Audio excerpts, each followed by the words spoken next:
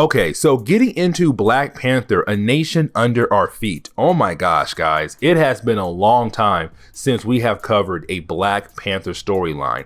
But either way, we actually pick up with T'Challa right now being Black Panther, fighting against his people. Now, there is a lot of things I need to remind you about Black Panther before this book had came out in 2016. So, when it comes to Wakanda, it has gone through a lot, especially when it came to Jonathan Hickman's Avengers and New Avengers and Avengers versus X-Men that came before that run right there. But either way, Wakanda had went through a lot. Namor had flooded Wakanda.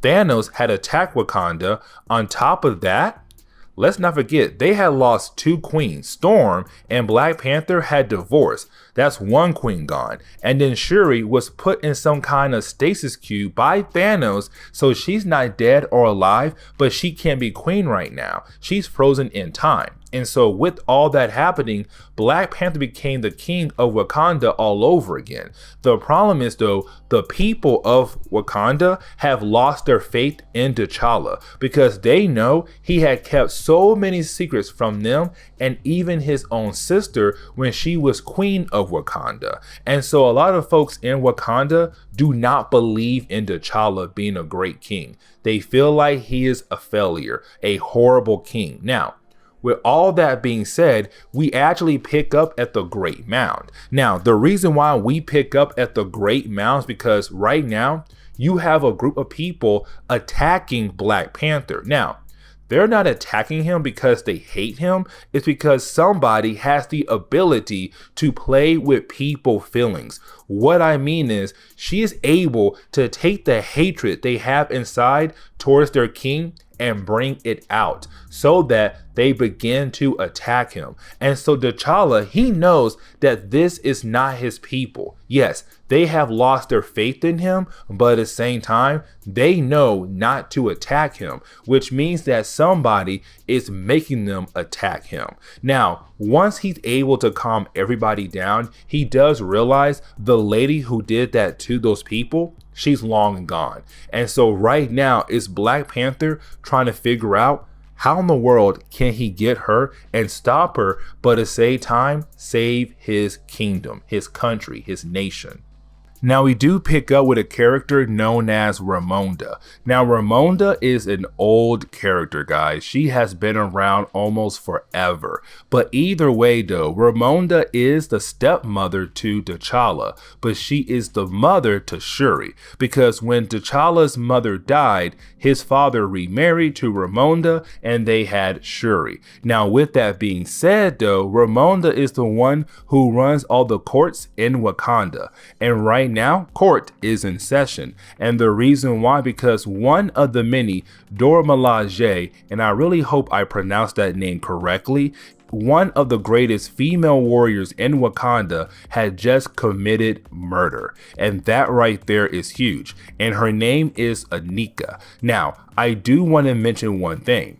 The reason why she had committed murder is because crime is on an all-time high in Wakanda. Someone out there had kidnapped a bunch of females and he was going to put those females on the black market for different things. Now, Anika knew the laws. She knew the rules. Bring that man in and so that he can be put on trial. But instead, she saw all those females crying and scared, and so she killed them. And that right there is huge. And so to Anika, it's kind of like, I did the right thing. But of course, she committed murder, which is against the law. Now, her sister, Ayo, who's also Dora Milaje, says, listen, Anika knows the rules, but she did the right thing. Crime is on an all-time high. But of course, to Ramonda, the stepmother to T'Challa, she says no. She committed murder, and you guys know the rules, the laws, because you guys are, again, Dora Milajes, the greatest warriors in Wakanda. And so she is going to stay in a prison until it's time for her sentencing. Now, you do have Black Panther actually meet up with his stepmother, Ramonda, and when they do, the book reminds us that these two characters are very close to one another, which is something great to say. But on top of that, you do have T'Challa telling his stepmother what is happening right now in Wakanda, that Wakanda is falling apart and he has no idea how to help his nation. He knows one thing though: if he can stop this new person who is going around and being able to use her powers to control people's feelings, then that will begin the process of hopefully healing Wakanda, making Wakanda better once again. Now, of course, you do have Ramonda remind T'Challa that Wakanda is falling apart because it has gone through a lot. But she reminds them, you are their king.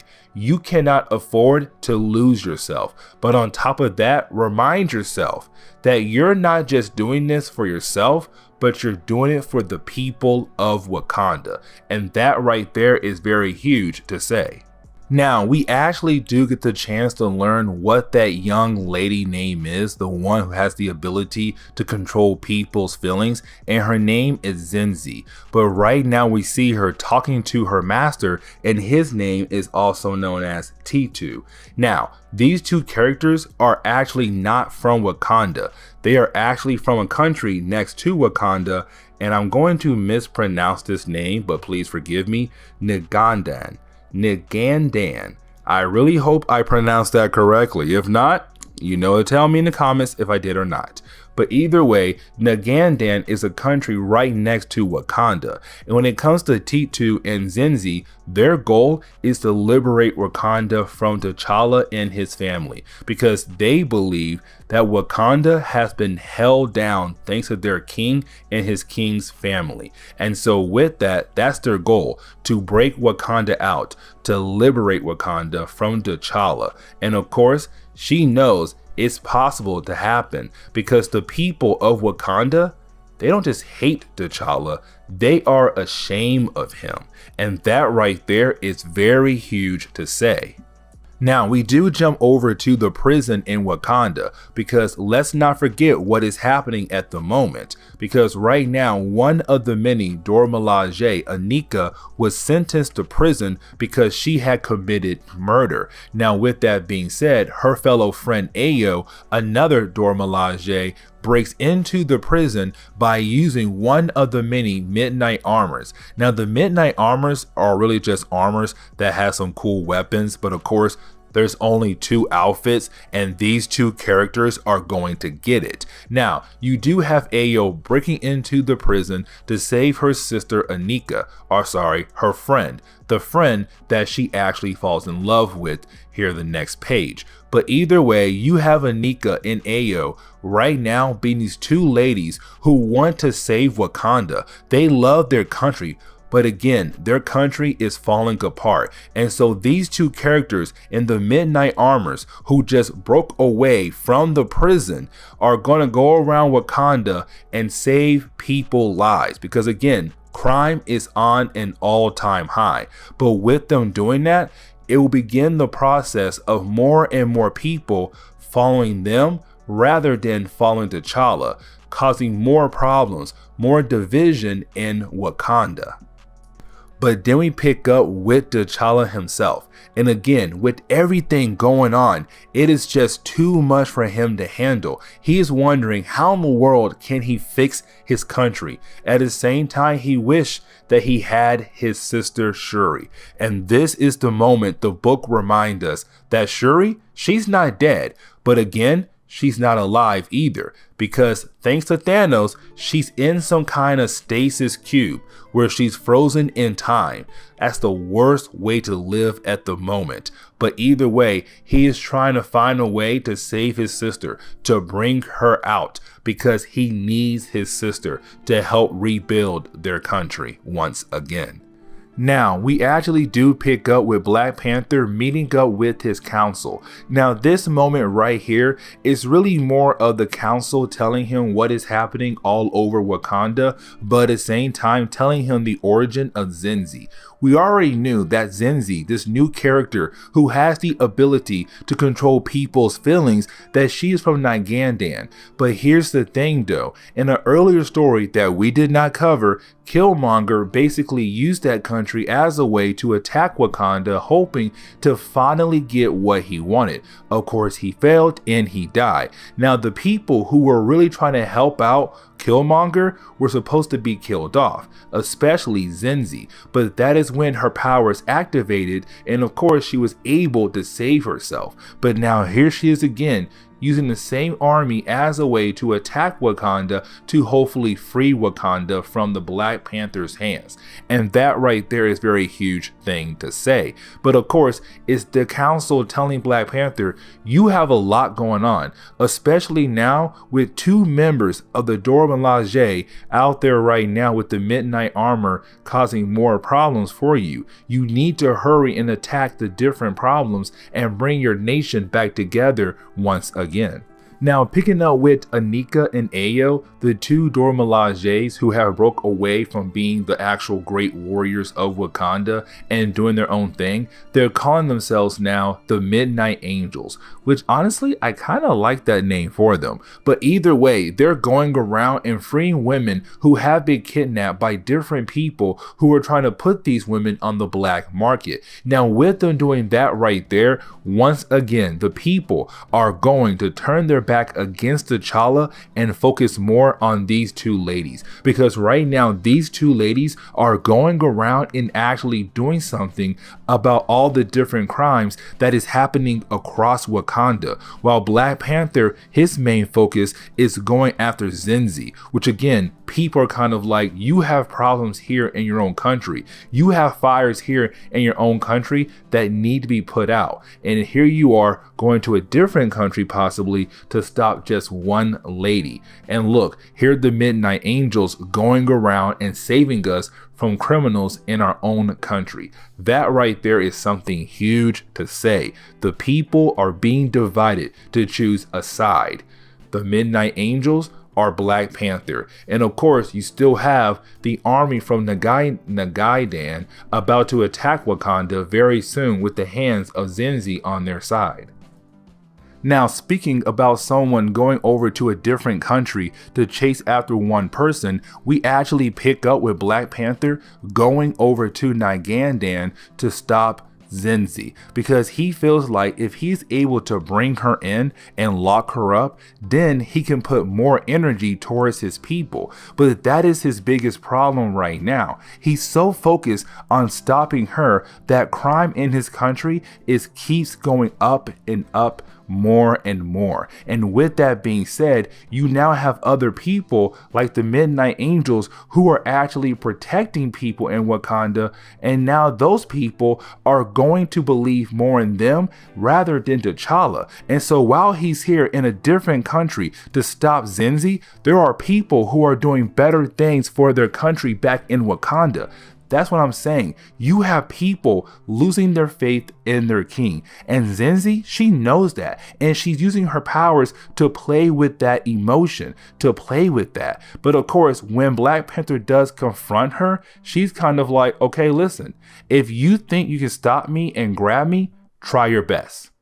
Try your best before I use my powers on you to actually stop you instead.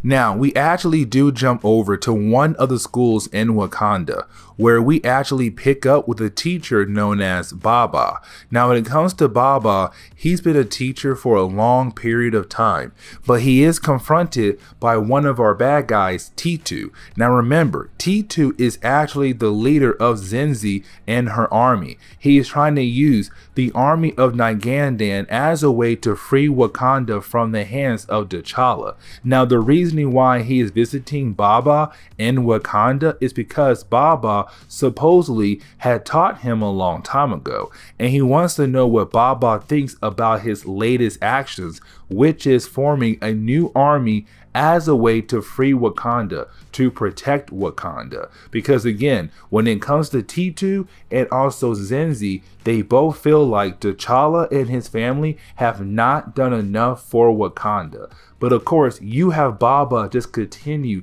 to question him, to make him wonder, do you really think that you are doing the right thing? Do you really think that your actions could possibly lead Wakanda in the right direction?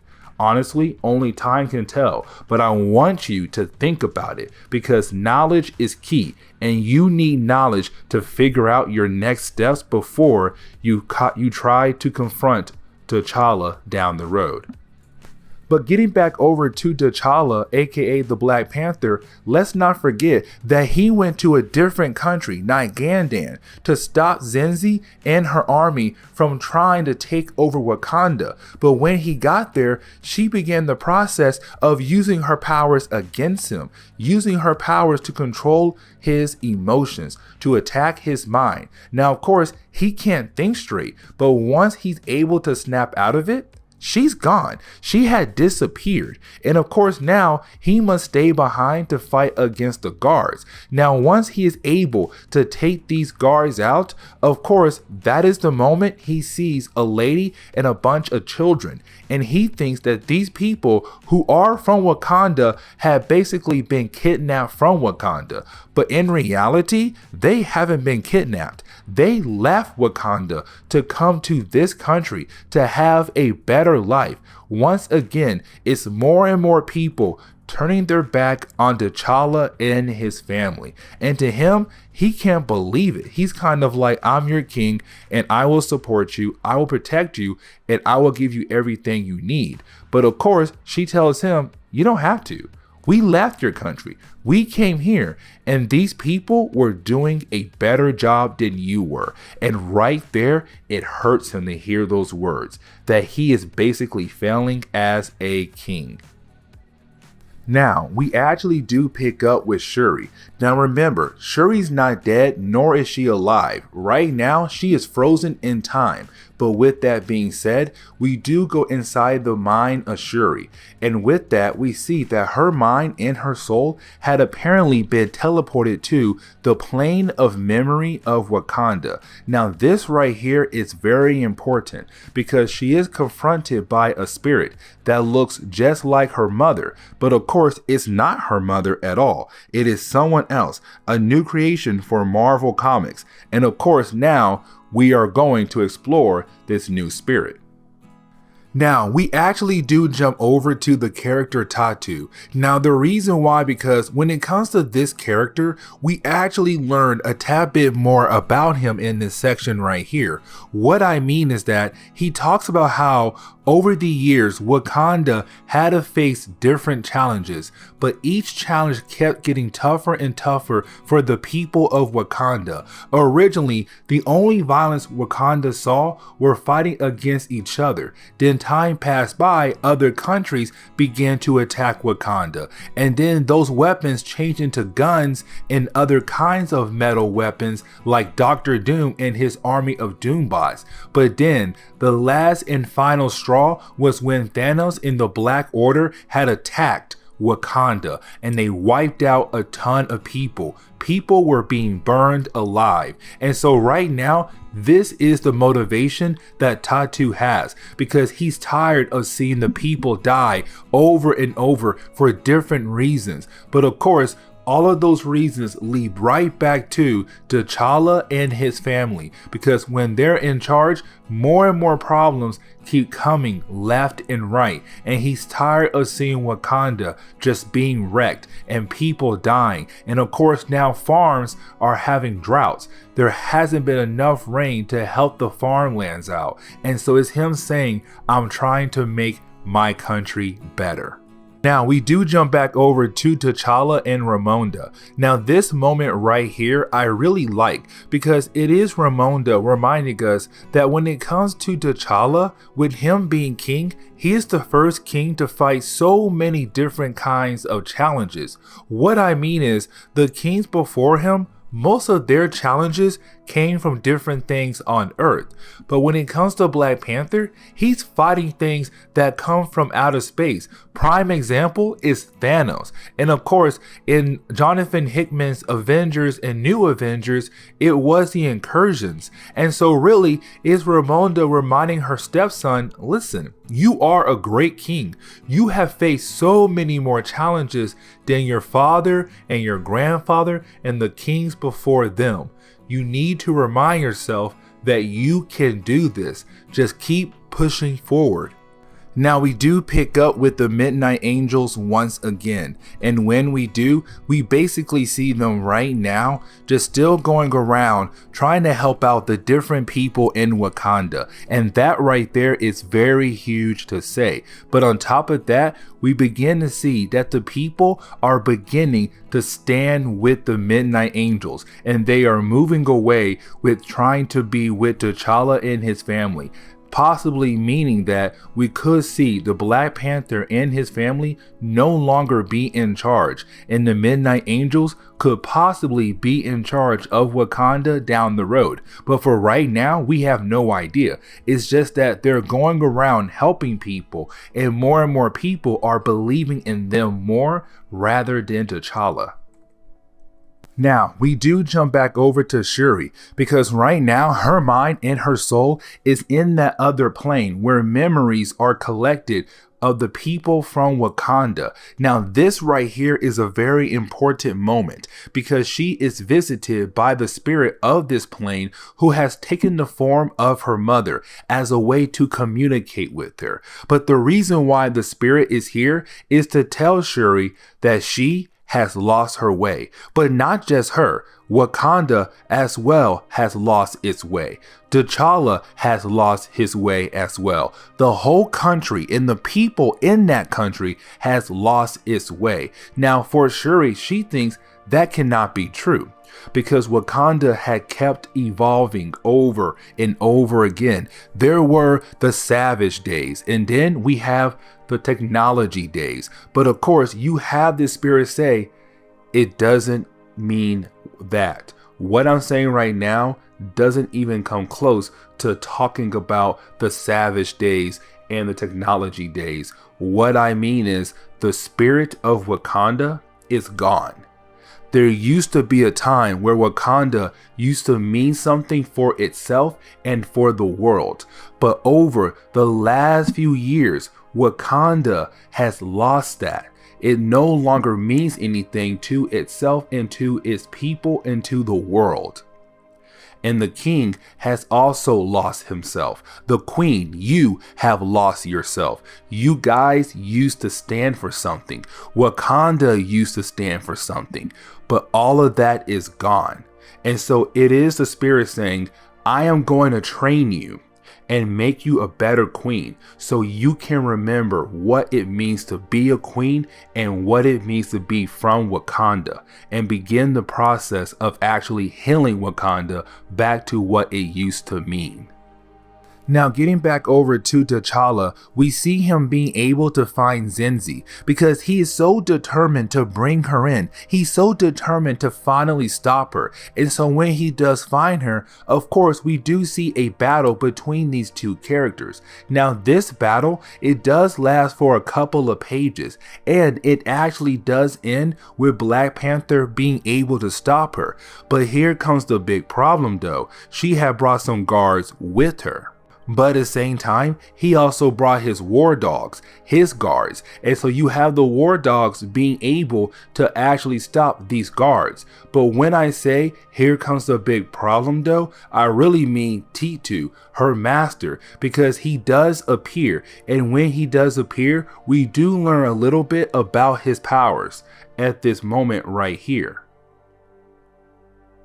Because when he does appear, we basically learn what kind of power he has, which is that he is able to control nature. And so with that, a bunch of vines do appear and begin the process of actually grabbing Black Panther and his war dogs. And with them being all tied up in the vines, it gives Titu the chance to go over, pick up Zenzi, and to get away to live for another day to attack Wakanda another day. And so right now, now is the Black Panther realizing he just failed again. He almost completed his mission, but now Zenzi and now her master T2 were able to get away.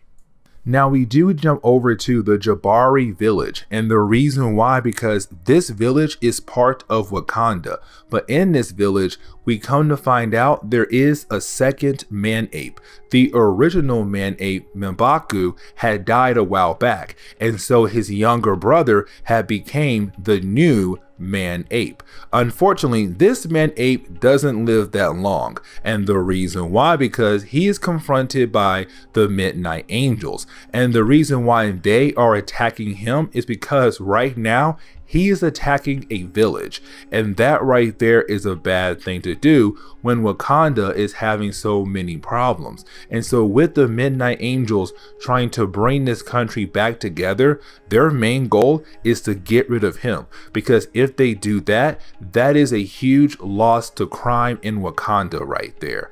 A big, huge win for Wakanda getting better. And so he dies at this moment right here. Now, we actually do pick up with Tatu once again, and the reason why I say that is because we pick up with him right now using his nature power as a way to make it rain. And with him doing that, that is huge because the farmlands had a big drought this season. They were unable to actually grow food, but here comes Tatu using his powers to make it rain, to help them grow food once again, to feed the people of Wakanda. And so now you have the Midnight Angels and Tatu just getting more and more people to support them, but turn their backs against T'Challa and his family, dividing the country even more. And that right there is very, very huge.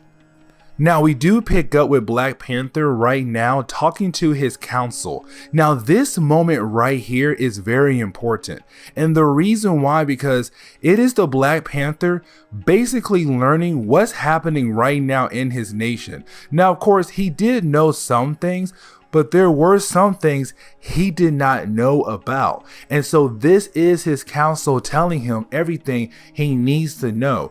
On top of that, the Midnight Angels is getting stronger and stronger. What I mean is, more and more Dormalages have left their jobs to go join the Midnight Angels. These great female warriors will no longer side with the king and his family. Instead, they're going to help the Midnight Angels. And so right now, you have Black Panther's council say, "Sir, this right here is a revolution. They're trying to get you and your family out of here and take over Wakanda." And that right there is very huge to say. But then we pick up with the Midnight Angels meeting up with Tatu.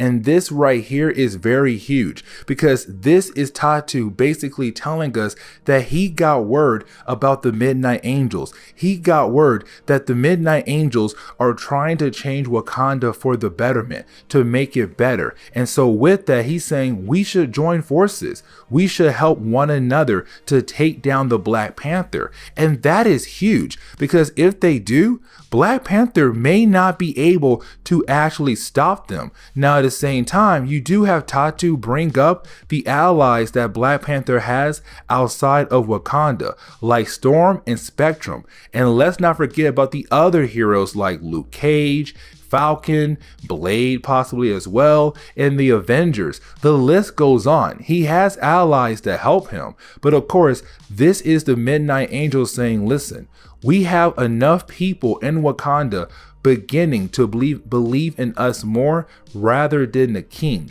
And that right there is very huge because if we get more and more people on our side, there is no way that he could possibly win this war. Instead, they could win this war. And that is huge to say. Now, this is the moment we come to find out there is another villain in the mix, and that other villain is Ezekiel Stane. Now, Ezekiel Stane is actually an old Iron Man villain. Well, really not an old Iron Man villain. He only appeared back in 2008, but he is the grandson of Obadiah Stane, another villain of Iron Man. But Ezekiel Stane was supposed to be the new Ironmonger in Marvel Comics. But either way, though, right now, he's the one who's basically funding T2. He's giving T2 all the funds he needs to make this army to hopefully take over Wakanda sooner or later. But this is the moment you have Ezekiel Stane tell T2 that he is failing. His movement is failing. And the reason why he is saying that is because new reports have come out. T'Challa had decided to go down and talk to his people, to bond with his people, to get to know some of his people. And with him doing that, that begins the process of people beginning to believe in T'Challa, but no longer believing in the word of T2. But that is the moment you have T2 say, yes, I do see that some of the people are starting to believe in T'Challa again, but let me change that. And that is the moment in Wakanda, in the great city, the golden city, where T'Challa is right now spending some time with some of his people. A bunch of bombs go off. And when these bombs go off, of course, it means it was a terrorist attack and a bunch of people got killed. On top of that, someone got badly injured who's very close to T'Challa, and that person is his stepmother, Ramonda, the mother of Shuri. She was badly injured, and this is where we are going to end today's comic book video. So please leave me a like down below and subscribe. Also, if you have any suggestions on books I should read, well, please let me know in the comments below, because you never know, your suggestion could be a future video down the road. But I do hope you enjoyed today's comic book video. Okay, so getting back into Black Panther, A Nation Under Our Feet, we actually pick up with chapter 2, or book 2, sorry, but the first chapter in book 2. And in the opening pages, we do get reminded that right now Wakanda is divided. The people do not believe in T'Challa as their king anymore, nor do they trust his family either. And the reason why, because when it comes to Wakanda at this point in Marvel Comics, they have gone through a lot in just a couple years. You had Doctor Doom, you had Namor, you had Thanos, all doing different things to Wakanda in a short amount of time. And right now the people believe that T'Challa cannot protect Wakanda at all. Now, with all that being said, though, remember, in the last issue, the enemies of T'Challa were afraid that sooner or later, he was going to call in reinforcements from outside Wakanda, his allies. And he did that. And he called in Eden. Now, we actually met Eden at the very beginning of our coverage over Jonathan Hickman's Avengers and New Avengers. But with that being said, Eden is a very powerful character. He is able to teleport almost anywhere in the universe. With that being said, though, the reason why Black Panther had brought him here to Wakanda is because Black Panther wants to do surprise attacks on the different enemies he has right now in Wakanda, especially a group of people who just killed a bunch of women and daughters. And so right now you have Black Panther get teleported inside their hideout to take out these soldiers. Now, there is a second reason why he's attacking these guys. It's not just because they killed a bunch of women and daughters. It's also because he got word they're doing some kind of experiments here. And that is the moment we come to find out there are people who are becoming bombs. They have basically been infused with technology that will blow them up. But of course, they'll become suicide bombers.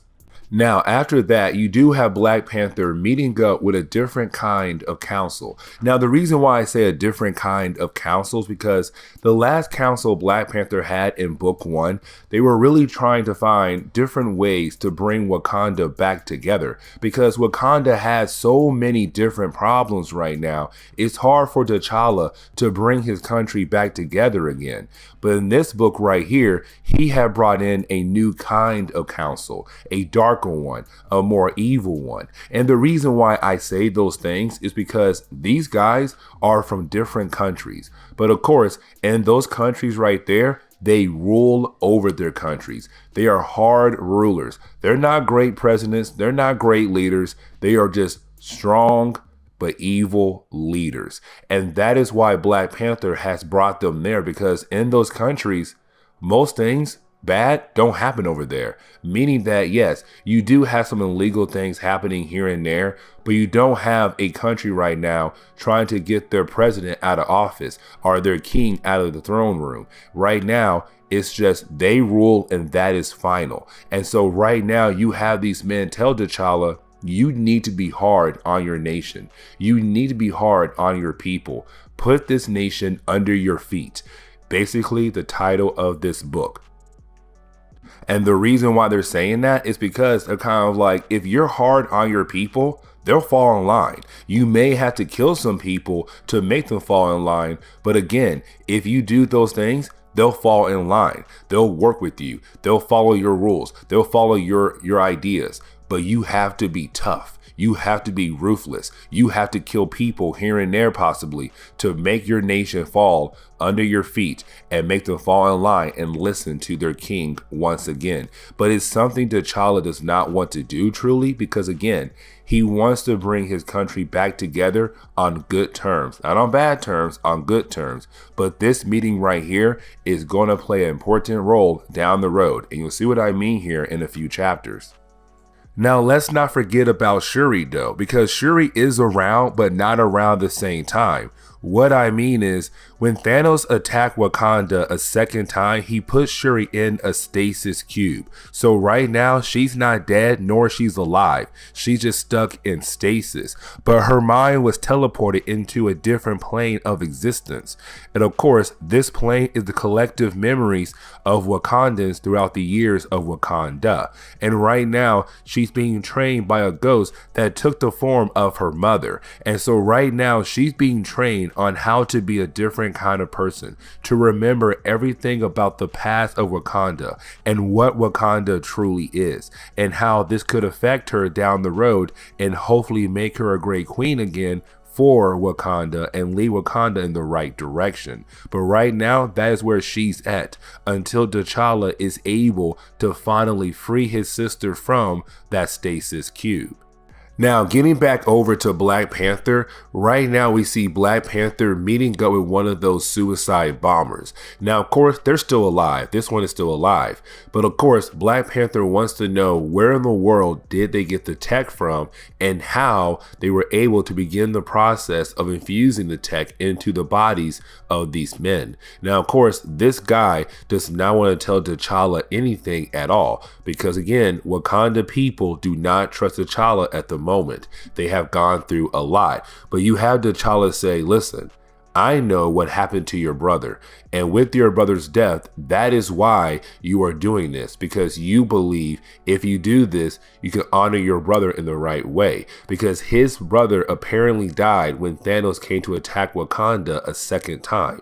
And so this is T'Challa saying, you're mad at me because Thanos attacked Wakanda a second time and your brother died. And when your brother died, of course, he was scared. He was not brave. He had no courage to fight against the forces of Thanos. And so you want to be a way to honor your brother and show that he was not a wimp. He wasn't scared. He was a strong warrior. But doing this is not the right way, because you're only going to end up hurting more people down the road. So please tell me, How in the world did y'all get the tech? How in the world did y'all begin the process of infusing that tech into your bodies? Because this tech is very similar to Iron Man's tech.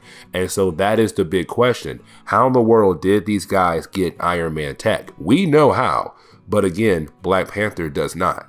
Because we know it was Ezekiel Stane. Ezekiel Stane, of course, is a character working along with some of the enemies of Black Panther of the moment. And right now, he was able to give them some Iron Man tech as a way to hopefully help them bring down Wakanda. Now, Ezekiel Stane is still a new kind of character. He only appeared in a handful of books because he only first appeared back in 2008. And originally, he was an Iron Man villain, supposed to be the new Ironmonger. But of course, over the years, Marvel forgot about him. But either way, though, he's back right now working with the enemies of Black Panther. Now, remember what I said earlier. When Black Panther had that meeting with those people from different countries, his new council, something bad was going to happen thanks to that meeting right there. Because remember, the men in that meeting, they told Black Panther, if you want to get your nation back under your control, you have to be hard on them. You might have to kill some people here and there, but of course, it will make them fall in line. And those words right there are very important. And the reason why is because those words get played across the entire country of Wakanda. People are now knowing that T'Challa had a meeting with other men from different countries who are leaders or presidents or kings, whatever, but in those countries, they are strong, ruthless rulers. They are killing people to make sure their country stay in line. And of course, when Black Panther had that meeting, it was recorded. It's being played across Wakanda, across Wakanda. But either way, in that meeting, they told Black Panther, you have to kill some people, and you might have to do that to get these people back under your control. And of course, with that meeting being recorded and being played across the country, now the people of Wakanda believe that Black Panther might actually kill some of their own people to make this country fall back in line under his rule. Now, we know T'Challa is not going to do that. He's the Black Panther. He's a good guy. But of course, with that video being played, it's making the people of Wakanda believe that. And so now it's just beginning the process of making the country divide even more. Now, in the second chapter, we actually pick up with Black Panther right now meeting up with the original council he had back in book 1. Now, with this council, they're telling him what is happening right now all over Wakanda. That with that video being played over and over and over again, that more and more people are beginning to protest. The protesters actually have a leader, and that leader is Baba. Now, we actually met Baba back in our last video. He was a professor in one of the many universities in Wakanda. But with that being said, though, with that video being played over and over and over again, more and more protesters just started popping up left and right. But of course, Baba used that as a way to be the leader, because now he believes that T'Challa and his family, they should be gone. Because again, that meeting, that video has been played where another leader told T'Challa, if you want to get your country back under control, you need to begin the process of actually killing people over and over again to make them fall in line. And so right now, Baba is just leading the protesters to hopefully get T'Challa out of the throne room.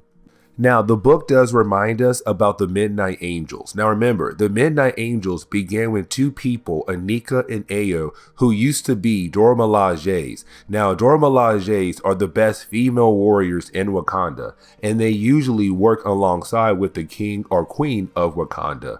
But these two have broke away because with Wakanda having so many problems, one of the many problems is that crime is on an all-time high.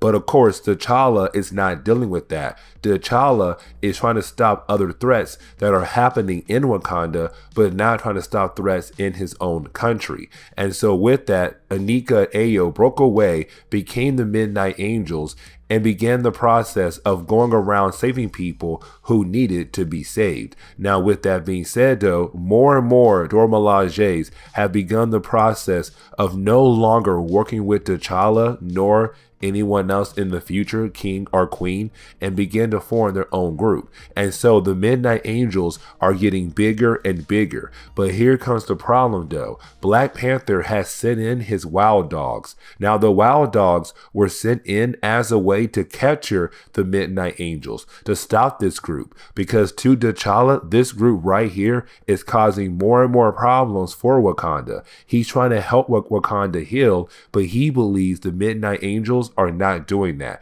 They're making things worse. They are dividing people even more in Wakanda. Now, you do have the Wild Dogs actually trying their best to capture the Midnight Angels. The problem is, though, they are confronted by Zenzi and T2. Now, these two characters are the two characters right now who are basically trying to free Wakanda from T'Challa's control, but they are working with different people to hopefully break Wakanda out. But with that being said, though, when it comes to Zenzi, she has the ability to control people's feelings, to bring the right feelings out. And T2, well, he has weather abilities. But either way, though, right now, Zenzi was able to control the feelings of the Wild Dogs to make them realize that they're hurting their own people, the Midnight Angels, that the Midnight Angels are actually doing the right thing. They're trying to bring crime down. Crime is on an all-time high. And right now, here is the Midnight Angels being attacked by their own people, the Wild Dogs, who were sent by T'Challa, because to T'Challa, the Midnight Angels are doing more damage than good for Wakanda. But in reality, they're doing good. They're trying to protect their people right now. And so it's Zenzi using their feelings to make them realize you are attacking your own people, your own daughters and wives and mothers. Why? Why are y'all doing that for? Because T'Challa told you to? Now, getting back over to Black Panther, let's not forget that right now he's trying to figure out how in the world those suicide bombers were able to get tech that was so similar to Iron Man. And so with that being said, you have Iron Man actually tell Black Panther it is Ezekiel Stane. Ezekiel Stane was the one who gave those suicide bombers Iron Man's tech. And so with that being said, you have Black Panther just go out there to find Ezekiel Stane, which he was able to do. Here comes the big problem though. Black Panther went in there by himself with no kind of backup at all. And that was not a good move at all, because unfortunately when he gets in there, he's overrun by so many different people in that room, including Ezekiel Stane. But of course, Black Panther always has a plan B, and that plan B, well, of course, is going to be his own superhero team. And that superhero team is known as the Crew. Now, Marvel was trying to do their all-black superhero team, and honestly, I like this team. It's Storm, Luke Cage, Misty Knight, and Eden being led by Black Panther. It's a really good team. The only problem I have is the name. The Crew sucks to me. But either way, Black Panther basically had these guys on the sideline just in case he does get captured. Eden is going to teleport these guys inside the base of Ezekiel Stane to attack him when the right time comes, which is of course right now. So the first few pages of the third chapter of this storyline, we do pick up with the Crew actually arriving at the very last minute to help Black Panther fight against Ezekiel Stane. Now, I do want to mention one thing. When it comes to the Crew, they did have their own series. That series did not last that long, but of course, we're going to cover that series as our coverage of Black Panther goes on throughout the next couple weeks up to Wakanda Forever. But either way, though, you do have Black Panther and the Crew being able to take out most of the people that were working for Ezekiel Stane. But now Black Panther wants to fight against Ezekiel Stane in a one-on-one battle. But of course, we have to jump somewhere else before we can see that one-on-one battle. But then we jump over to Baba meeting up with T2 and Zenzi. Now, this meeting is actually very important because remember, Baba is right now the leader of the protesters who are protesting to get rid of T'Challa because right now T'Challa seems like a bad choice as a king for Wakanda. But either way, you have Baba meeting up with T2 to apologize. And the reason why I say apologize is because back in book 1, T2 actually came over to Baba to ask Baba to join his side, but to also hear how Baba feels about the actions of T2 and how he is trying to free Wakanda. Now, in the last book, Baba disagreed with everything that T2 and Zenzi were doing. But now, with that video playing over and over and over again, now his mind has changed about T'Challa, where he says, you know what? I feel like T2 and Zenzi are doing the right thing. And now they have my full support to hopefully free Wakanda from the control of T'Challa and his family. But getting back over to Black Panther and the crew, let's not forget that Black Panther wanted to fight against Ezekiel Stane in a one-on-one battle. And of course, he does get that one-on-one battle. And of course, you do have Black Panther actually being able to beat down on Ezekiel Stane very easily. But of course, here comes the problem. Ezekiel Stane is able to get away when one of the many people that were working for Ezekiel Stane were able to cloak themselves, grab Ezekiel, and get out of there before Black Panther or the crew are able to grab him. And so of course that means Ezekiel Stane is still on the board that could cause problems for T'Challa and Wakanda down the road. But of course you do have the crew and Black Panther head back to the base of Black Panther to think about their next plan.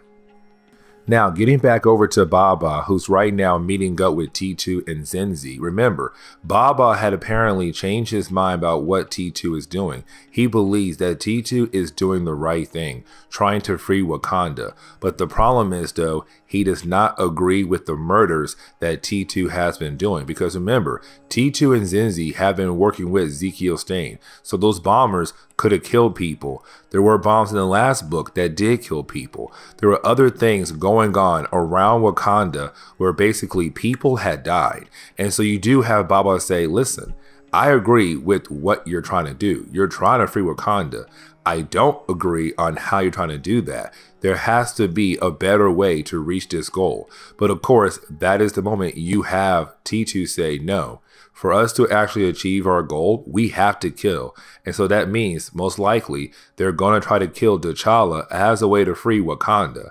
And to him, that's the only way they'll be able to actually free Wakanda from the control of T'Challa and his family. Now, getting into the 4th chapter of the book, we actually do pick up with Black Panther saying goodbye to the people of the crew. And the reason why, because even though the crew did help Black Panther complete that last mission, they were not seen by innocent people of Wakanda. The problem is, if people from Wakanda begin to see Black Panther with these outsiders, that could cause more problems. Because when it comes to people of Wakanda, they do not like people from the outside world. And so even though Luke Cage, Misty Knight, Eden, and Storm as well look just like them, because they're not from Wakanda, they cannot be here at all. On top of that as well, Storm can definitely not be here because, well, she used to be queen of Wakanda before Black Panther had ended their marriage. But either way, though, you do have Black Panther say goodbye. And honestly, we're going to see these characters once again down the road, helping Black Panther save Wakanda in later videos. Now, to wrap up this video, we actually do pick up with Black Panther and Eden finding a way to finally save Shuri's life. Because remember, when it came to Shuri, Shuri was attacked by Thanos, and Thanos had put her inside some kind of stasis cube. So she's not dead, nor is she alive.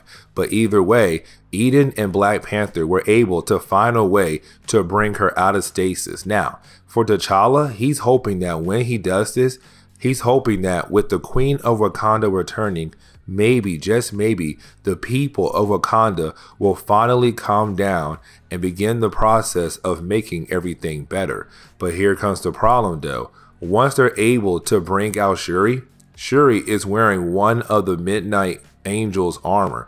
On top of that right there, which means it seems like that she is not on his side, that she is very angry at her brother. and possibly Shuri could fight against Black Panther in the next video.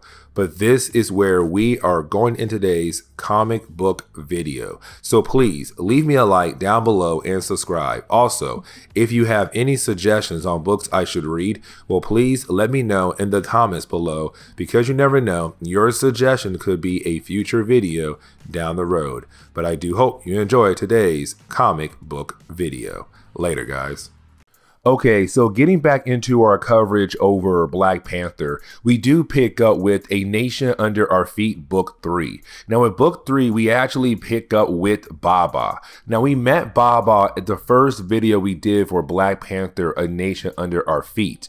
And he is a professor at one of the many universities in Wakanda. Now with that being said, he was also a professor for one of the bad guys in this overarching storyline, which was T2. Now, T2 is trying to free Wakanda, that's what he says. But apparently, when it came to Baba, he did not believe that T2 was doing the right thing. Now, when a video got out of Black Panther talking to other country leaders, and they are basically dictators in their countries, and how they told Black Panther to kill off people to make his country fall in line, Baba began to believe in T2 even more and told T2 that he was doing the right thing but going for it the wrong way, meaning that he was down with T2 trying to free Wakanda.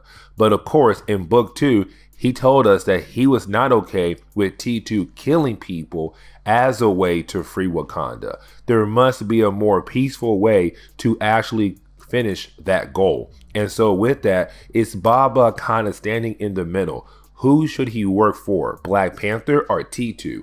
Both men have done some bad things, but right now it's T2 who has done more bad things than Black Panther has. Now, the book does remind us that Shuri is alive again. Now remember, Shuri has been put in a stasis cube way before our coverage over Black Panther, A Nation Under Our Feet. Because remember, back in Jonathan Hickman's Avengers and New Avengers, Thanos had basically put her in that stasis cube, so she was not dead nor alive.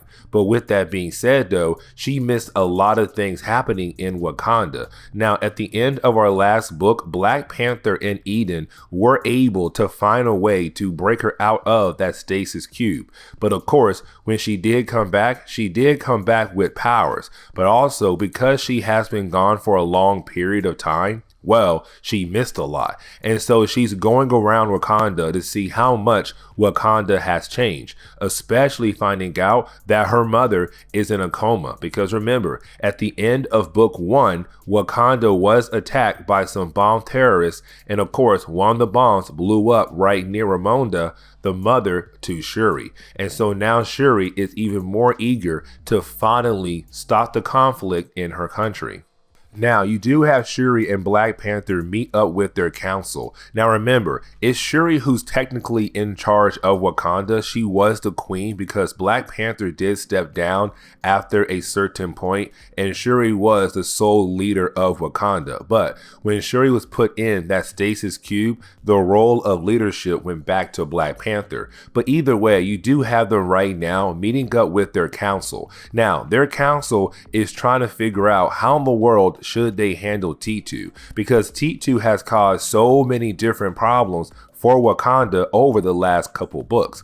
But this is the moment you have Shuri tell them what she learned while being in stasis. Because remember, her mind was technically teleported into a different plane of existence known as the collective memory of Wakanda. Now with that, she met some kind of spirit that did not give its name to us, but either way, that spirit had basically taught Shuri the history of Wakanda.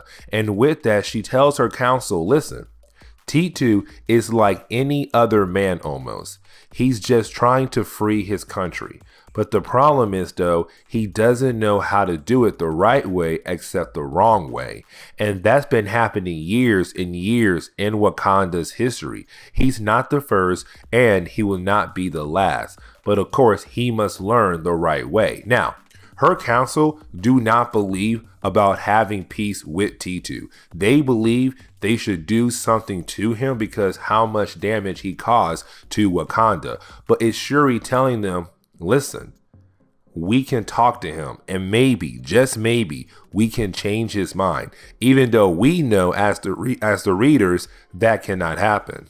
Now, we actually do pick up with T2 and Zenzi, who are right now in a FaceTime call with the Midnight Angels. Now, remember, T2 and Zenzi are the two main bad guys of this book. With that being said, though, these two characters are right now trying to free Wakanda by using an army from a different country that's right next to Wakanda, and that country is Nigandan. Now, here's the thing though, the Midnight Angels are basically the women from the Dora Milajes who used to protect T'Challa and work alongside him, have left his side and formed their own group called the Midnight Angels. Matter of fact, they have formed their own nation in Wakanda to protect the women in Wakanda, because we have learned over the last couple books, women have been attacked even more ever since the beginning of this overarching storyline. And so they have formed their own nation in Wakanda to protect the women of Wakanda. Now, with that being said, the Midnight Angels and T2 had agreed to work together as a way to free Wakanda. The problem is, though, some of T2's men have begun the process of actually assaulting women in Wakanda, and that right there is a huge no-no, because the Midnight Angels, their main goal is to protect the women of Wakanda. And so right now you're telling them that, hey, T2, some of your men have begun the process of actually assaulting some of our women.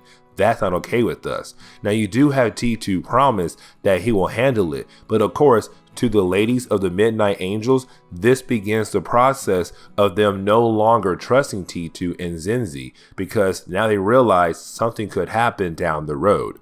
Now, we do pick up with the Midnight Angels having a conversation with one another. Now, their conversation is all about what to do with the Wild Dogs. Remember, the Wild Dogs are a group of soldiers that technically work for Black Panther. They stand by his side. Now, in our last video, Black Panther had basically sent out the Wild Dogs to go hunt down the Midnight Angels. The problem is, though, at the end of that video right there, the Midnight Angels were able to capture the Wild Dogs. And so right now the Wild Dogs are basically the Midnight Angels hostages. Now, with all that being said, some of the Midnight Angels want to go ahead and kill off the Wild Dogs, but the leader of the group does not want to do that, because she feels like if they do that, they are basically acting like Black Panther and T2 savages, and she does not want to have that label on this group at all. And so right now there's a huge conflict of what to do with the Wild Dogs. Kill them or don't kill them, or give them back. And that is a huge conversation piece right now for the Midnight Angels. Now, we do pick up with T2 and Zenzi right now talking to one another after having that meeting with the Midnight Angels in that FaceTime call. Now, with that being said, though, you do have T2 as Zenzi. How did the Midnight Angels feel? Because remember, when it comes to Zenzi, she has the ability to feel other people's feelings. At the same time, she also has the ability to control their feelings sometimes. Now, with that being said, you do have Zenzi tell T2 and us that the Midnight Angels are beginning not to trust T2 at all, and that right there is very huge. Now, the T2, he does agree why the Midnight Angels might not trust him anymore because of his men, but at the same time, he's not worried about possibly losing their help, because remember, they have an entire army from Nigandan, the country right next to Wakanda. And that is the moment you have T2 and Zenzi go over to that country, to their army. And then you have Zenzi use her powers as a way to rile them up, to get them ready to attack Wakanda, to hopefully free Wakanda from the hold of T'Challa and his family. Now, we do pick up with the Midnight Angels once again, because remember, the Midnight Angels were deciding on what they should do when it comes down to the Wild Dogs. Well, we come to find out that they had decided to hand the Wild Dogs back over to T'Challa and his army. Now, they do this But of course, they do play a video while they're doing it. In their video, they basically say that they are going to give the wild dogs back over to T'Challa to show that they are not savages like T'Challa and T2. On top of that right there, they also tell the people in Wakanda through this video that they have formed their own nation to protect the women and the people of Wakanda who want to break away from T'Challa and his family's rule. And so, of course, they do this, and this video is being played all over America. But of course, it's to make a point to show that they're not savages like Black Panther and also like T2 at all. Now, we actually do pick up with Anika. Now remember, Anika is one of the original Midnight Angels, which makes her one of the leaders of the Midnight Angels. But she was the one who really wanted to go ahead and kill off the wild dogs. But of course, her mother, her leader, did not want that to happen. And so with that being said, Anika runs into the forest after giving that powerful speech about how they will not be labeled like T'Challa and T2. They're not savages like that. But when she runs into the jungle, well, that is the moment she is greeted by Shuri.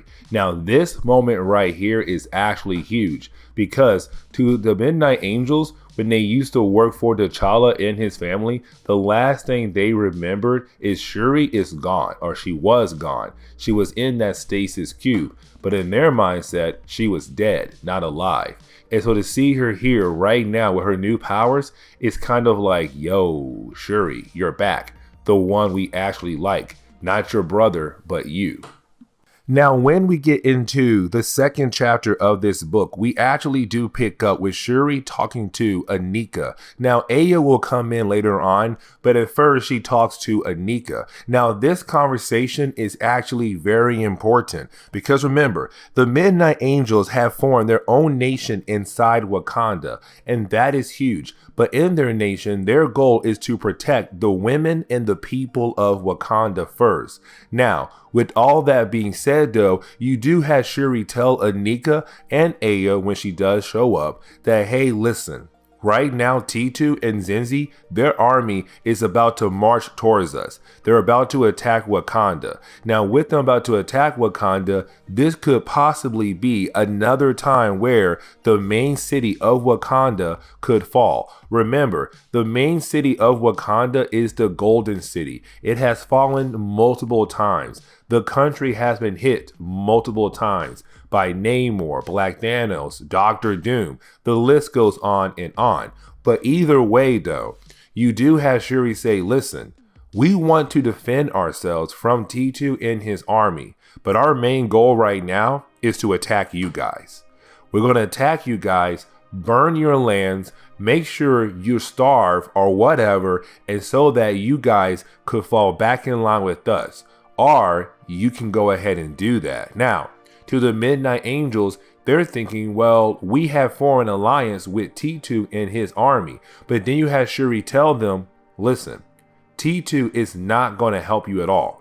If you guys get attacked, he will ignore your attack and keep going on to take over Wakanda. And once he has Wakanda, then he will take over your lands. So you have two options. You can help us protect your people, protect your country, or watch how your new nation and your old nation both burn by the hand of T2 and his army. And the Midnight Angels now must make a decision on what they should do. Help T'Challa and Shuri or help out T2 and Zenzi and their army. Now getting back over to Black Panther and Shuri, who are right now having another meeting with their council. You do have Black Panther and Shuri talking about how that army of Nyganon is powerful, but they could most likely stop them. The only person who could cause a change in the war is Zenzi, because she does have the ability to control other people's feelings.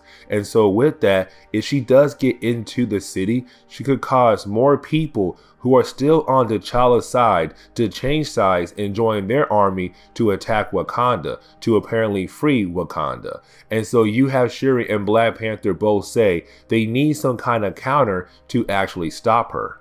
getting back over to the Midnight Angels, you have them having another discussion about what they should do. Should they work with T'Challa and Shuri, or should they work with T2 and Zenzi? Now, of course, remember, like I said earlier, when it came to the Midnight Angels, when they were the Dora Milajes, they used to fight along T'Challa and Shuri. But when Shuri was queen of Wakanda, the Midnight Angels loved her more than T'Challa.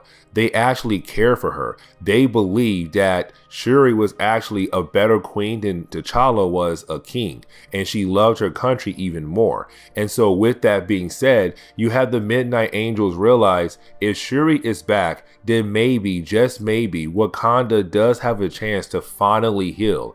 But of course, that means the Midnight Angels must give up their goals and actually work with T'Challa once again to save their country from the army attack of T2 and Zenzi.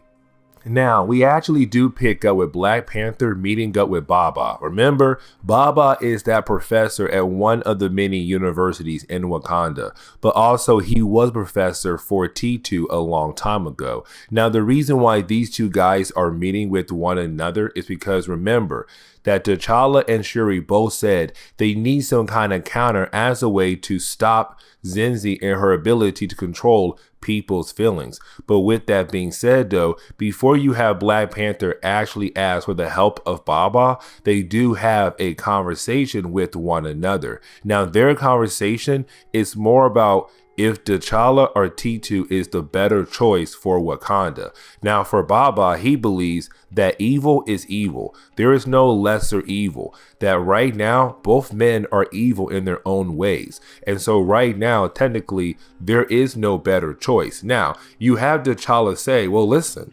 that guy, T2, has committed murder across the board. How dare you come to me and tell me that I'm not better than him? I have fought against gods and other aliens from different planets to protect not just our country, but the world. But again, for Baba, evil is still evil because Black Panther, back in Jonathan Hickman's Avengers and New Avengers, he had members of the Black Order being held hostage in his own little prison. On top of that, there has been times where he had to torture people. And so with that, it's Baba saying, but you torture people. You held people hostages. That is not a lesser evil. That is still evil. And so you may think you're doing the right thing, but of course you're not. But that is the moment you have Black Panther say, listen, which choice is better to actually help Wakanda? And you have Baba realize that T'Challa needs his help to fight against Zenzi, but at the same time, you have Baba ask T'Challa, how is Ramonda, the mother of Shuri? And the reason why you have Baba ask that question is because we get reminded that Baba and Ramonda were old-time friends, but Baba got word that Ramonda was badly injured back at the end of book 1 by one of the bombs going off near her. Now apparently her injuries have gotten worse to the point where she may be paralyzed from the waist down.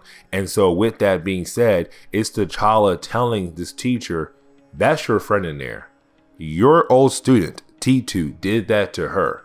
You can't tell me that I am not the lesser evil. You cannot tell me that you may think that T2 could possibly be the better choice than me when your friend is right now laying in a hospital bed, possibly fighting for her life. And even when she survives, she might not be able to walk again. And so you have Baba realize, okay, I'm going to help you.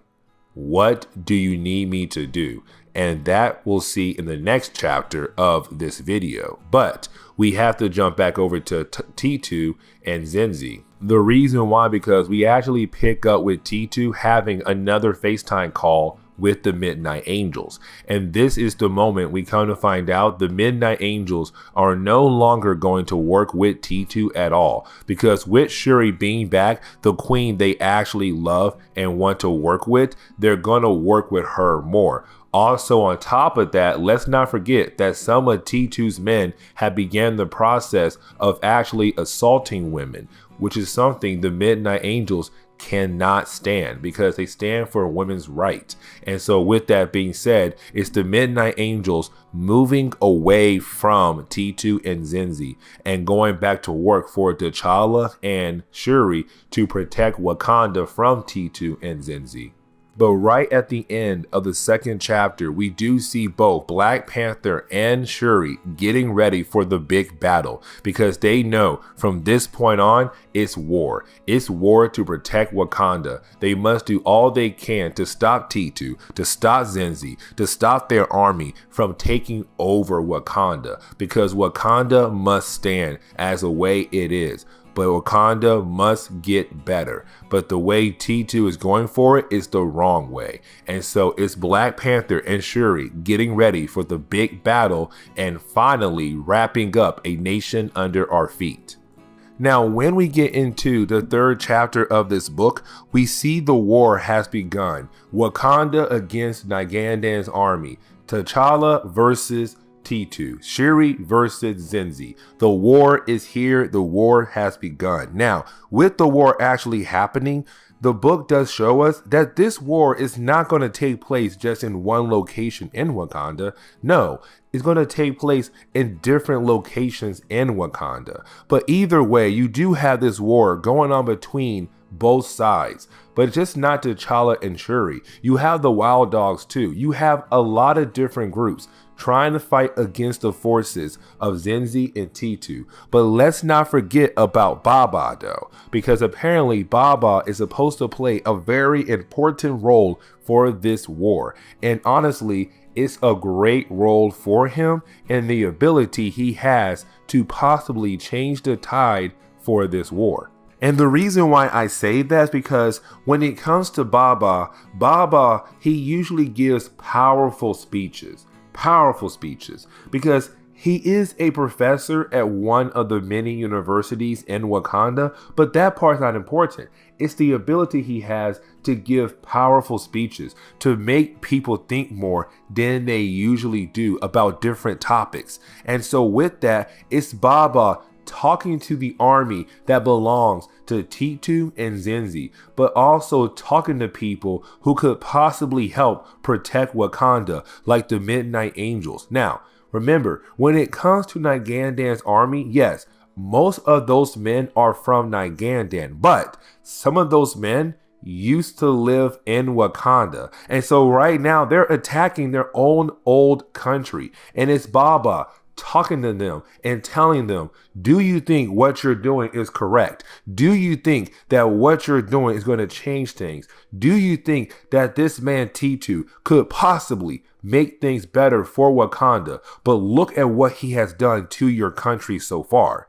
He has killed people left and right because in his mindset, that's the way to go. Wakanda needs to be different. Wakanda can be different, but it takes everybody in Wakanda to change this country. And so you actually have some of the men who are working for T2 and Zenzi begin the process of actually changing sides. They realize that Baba is correct. The Midnight Angels are beginning to realize they should join sides with T'Challa and Shuri. And so it seems like the army of T2 and Zenzi could basically fall apart here and now.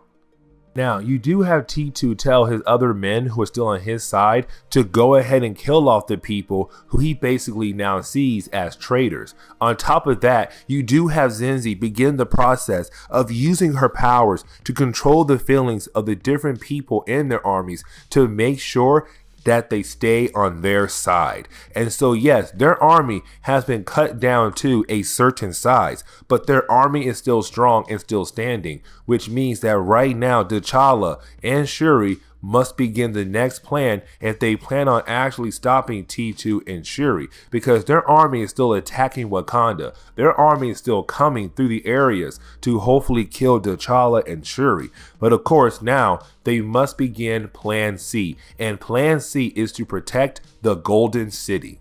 And the reason why to protect the Golden City is because it has fallen so many times throughout the years. Now, what the Wild Dogs do, they basically retreat. Now, when they retreat, it makes T2 and his army follow, because T2 is after for blood right now, because he's eager to kill anyone that stands in his way. T'Challa, Shuri, their army, the Midnight Angels, whoever stands in his way, he wants to go ahead and kill them off. And so with that being said, it is him right now basically following after the wild dogs to make sure that they are killed. But the wild dogs did the right thing. They ran away from the Golden City to protect the Golden City, so that Black Panther, T'Challa, Shuri, and the rest of their army can have a fight away from the Golden City to make sure that nothing happens to it. But with that, this is the final fight between Black Panther and T2. And their fight does go on for a good period of time. But of course, at the end of this fight scene, it is T'Challa, the one, being able to actually finally win. And that right there is huge. He's able to defeat him. Now, T2 thinks that when it comes to defeat, T'Challa is going to kill him. But T'Challa says, no, I'm not going to kill you.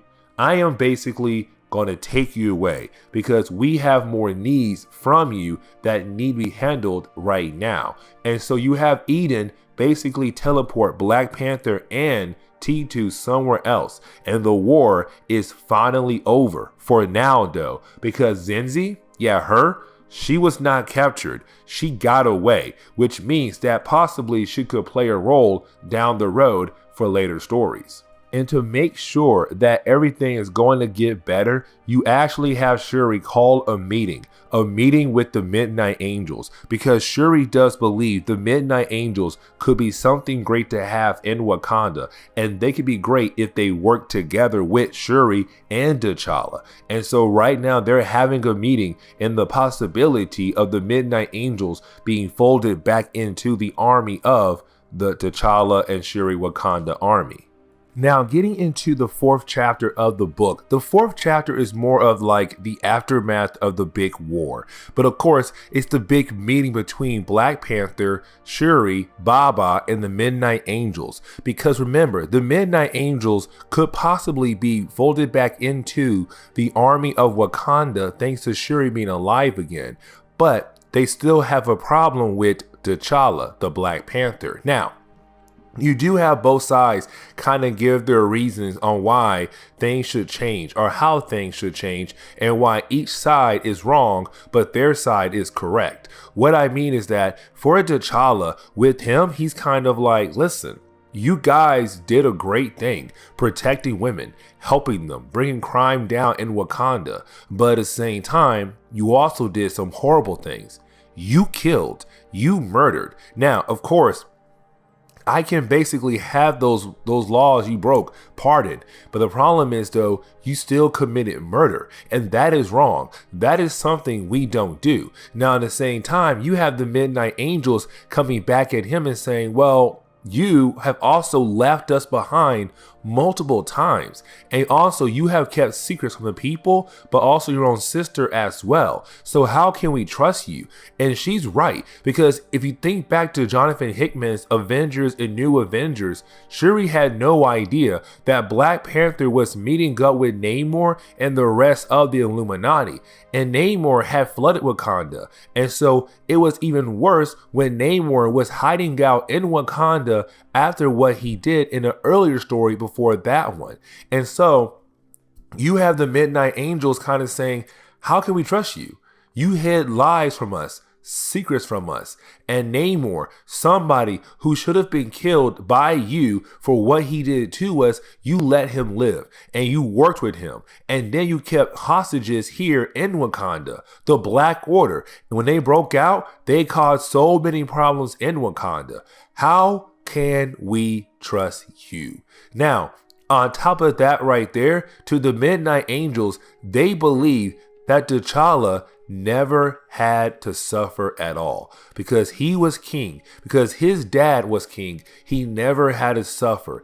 Even after he had lost his mom, not Shuri's mom, he had never suffered. Now you do have Baba call a break in the meeting and have both sides say to come back tomorrow to continue this meeting. Now, you actually have Baba meet up with Anika. Now, this meeting is actually very important because to Anika, like I said earlier, she believes T'Challa never had suffered in his life because he had the status of a king. Even though he did lose his parents, his suffering ended there because, again, he was king. But then you have Baba point out how much that T'Challa has lost over the years. He had lost his parents. He has lost his friends. He had lost the woman he loved, Storm. He has watched his country burn and flooded so many times throughout the years under his rule. And you believe he never had any kind of suffering at all?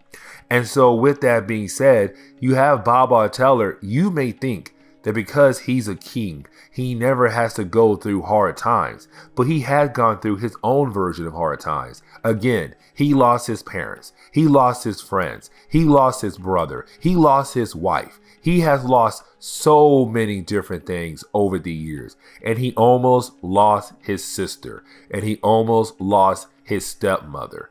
You can never tell someone they never had suffered at all because you may think that, but in reality, it shows you don't know what they have actually gone through, or you're not putting yourself in their shoes. And so with that, it's Anika realizing how wrong she has been about T'Challa throughout this whole storyline. Now, we do see a meeting going on between T'Challa and Shuri. Now, this meeting is actually very important. And the reason why I say that is because you have T'Challa telling Shuri that he is no longer fit to be king. Now, you have Shuri ask her brother, what does it mean to be a king? Now, remember, when it comes to Black Panther, T'Challa, he has the ability to actually talk to the dead. And so in past comics, before this story came out, he had the ability to talk to the kings that had came before him, even though they had all died. And so when he had talked to them, they had told him that he is no longer a good king. And the reason why, because he would never kill Namor. Now, we'll see that as we continue our coverage over Jonathan Hickman's Avengers and New Avengers. But as we go through those storylines right there, you will see why the kings of the past believe that T'Challa is not a good king anymore, because he will not kill Namor when Black Panther has so many different times the ability to kill Namor to finally bring peace to Wakanda for what Namor did back in Avengers versus X-Men. But either way, though, you do have Shuri say, listen, the kings are the past. We are the present, meaning that we can listen to their words and to get inspired by their words or take advice. But again, you are king now. It's your kingdom. It's your rule, meaning that make it your own. They're there to kind of guide you or kind of give advice, and that is it. But the final decision comes down to you. Now, that is the moment you have Black Panther tell Shuri or ask Shuri, what should they do now in this new beginning for Wakanda?